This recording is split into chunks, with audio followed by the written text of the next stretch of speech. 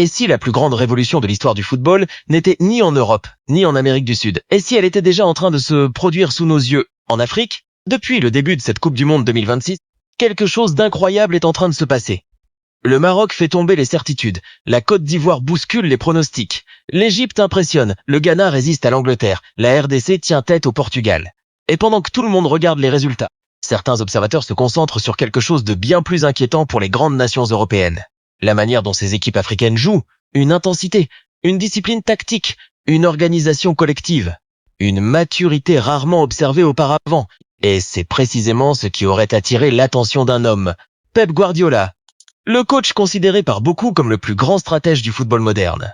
Aujourd'hui, nous allons analyser pourquoi cette Coupe du Monde pourrait marquer le début d'une nouvelle ère. Une ère où le football africain ne serait plus un outsider, mais une véritable superpuissance mondiale.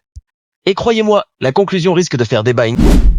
Pendant des décennies, le football mondial a fonctionné selon une hiérarchie presque immuable. L'Europe dominait, l'Amérique du Sud résistait. Et l'Afrique était souvent considérée comme un immense réservoir de talents individuels incapables de rivaliser collectivement. On entendait toujours les mêmes critiques. Trop d'émotions. Pas assez de discipline tactique. Des joueurs talentueux mais des équipes désorganisées.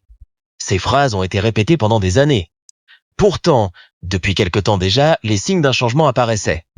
Le parcours historique du Maroc lors du Mondial 2022, les performances africaines en Ligue des Champions, l'émergence d'infrastructures modernes, la multiplication des entraîneurs de haut niveau. Et aujourd'hui, en 2026, cette évolution semble exploser aux yeux du monde entier. Regardons les faits. Le Maroc n'est plus une surprise. Le Maroc est devenu une référence. Face au Brésil, les Lions de l'Atlas ont démontré une capacité exceptionnelle à contrôler les espaces. Face à l'Écosse, ils ont imposé leur rythme. Puis ils ont confirmé contre Haïti. Mais le plus impressionnant n'est pas le résultat. C'est la manière. Les déplacements sont coordonnés. Le bloc équipe reste compact. Les transitions sont rapides. Chaque joueur connaît exactement son rôle. Autre exemple, la Côte d'Ivoire. Pendant longtemps, les éléphants étaient associés à des individualités extraordinaires. Didier Drogba, Yaya Touré, Gervinho. Aujourd'hui, l'identité a changé. La force principale n'est plus l'individu, c'est le collectif. Contre l'Équateur, les Ivoiriens ont montré une maîtrise tactique remarquable. Même face à l'Allemagne malgré la défaite, ils ont démontré qu'ils pouvaient rivaliser physiquement et techniquement avec l'une des plus grandes nations du football mondial. Et lorsque plusieurs équipes africaines commencent simultanément à afficher ce niveau de cohérence, il devient difficile de parler de hasard. Alors, qu'est-ce que Guardiola pourrait voir que beaucoup de gens ne remarquent pas encore? La réponse se trouve dans un aspect très précis du jeu. Le pressing. Pendant des années, les entraîneurs européens ont imposé une idée. Le football moderne devait être organisé autour de la possession, du contrôle, de la structure, de la gestion des espaces. Puis une nouvelle génération africaine est arrivée. Et elle a combiné deux mondes, la rigueur tactique européenne et l'explosivité athlétique africaine. Résultat, des équipes capables de courir autant que les meilleures nations, mais aussi de penser aussi vite qu'elles. C'est là que réside le véritable danger. Le pressing africain actuel n'est plus seulement physique, il est intelligent, coordonné, synchronisé. Lorsqu'un attaquant déclenche le pressing, 3 ou 4 joueurs suivent immédiatement. Les lignes montent ensemble, les espaces disparaissent, les adversaires sont étouffés. Même des équipes habituées à monopoliser le ballon commencent à souffrir. Et c'est précisément ce type de football que Guardiola admire depuis toujours. Un football collectif, un football organisé, un football où chaque mouvement possède une fonction. La révolution n'est pas seulement tactique, elle est aussi psychologique. Pendant longtemps, certaines sélections africaines entraient sur le terrain avec un immense respect pour les grandes nations. Le maillot allemand, le maillot espagnol, le maillot français, le maillot anglais. Aujourd'hui, cette peur semble avoir disparu.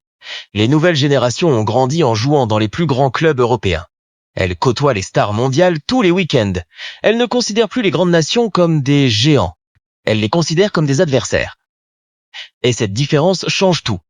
Quand une équipe ne se sent plus inférieure, elle devient extrêmement dangereuse. C'est exactement ce que l'on observe dans cette Coupe du Monde, s'il faut désigner un pays symbole de cette transformation.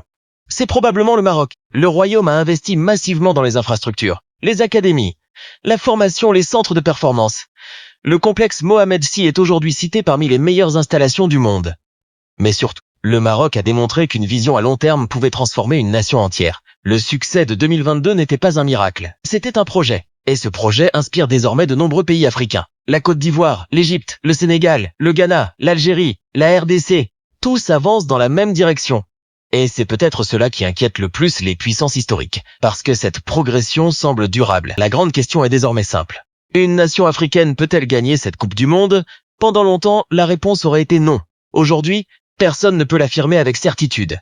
Le niveau s'est resserré, les écarts diminuent, les équipes africaines possèdent désormais du talent, de l'expérience, des infrastructures, des entraîneurs, une identité tactique, et surtout, une confiance immense. Bien sûr, le chemin reste difficile, les phases à élimination directe sont impitoyables, le moindre détail peut tout faire basculer. Mais une chose semble déjà acquise. Le football africain n'est plus en train d'arriver. Il est déjà arrivé, alors, sommes-nous simplement en train d'assister à une belle série de résultats? Ou vivons-nous réellement le début d'une nouvelle domination mondiale? Pep Guardiola n'a peut-être pas besoin de le dire explicitement. Les terrains parlent déjà. Le Maroc impressionne, la Côte d'Ivoire progresse, l'Égypte avance, le Ghana résiste, l'Afrique entière gagne en crédibilité. Et si dans quelques semaines une sélection africaine soulevait enfin la Coupe du Monde? Peut-être que nous nous souviendrions de ce tournoi comme du moment précis où l'histoire a changé. Dites-moi votre avis en commentaire. Le premier champion du monde africain, ce sera qui? Le Maroc? La Côte d'Ivoire? Le Sénégal? L'Égypte? Ou une autre nation? Je lis absolument tous vos commentaires.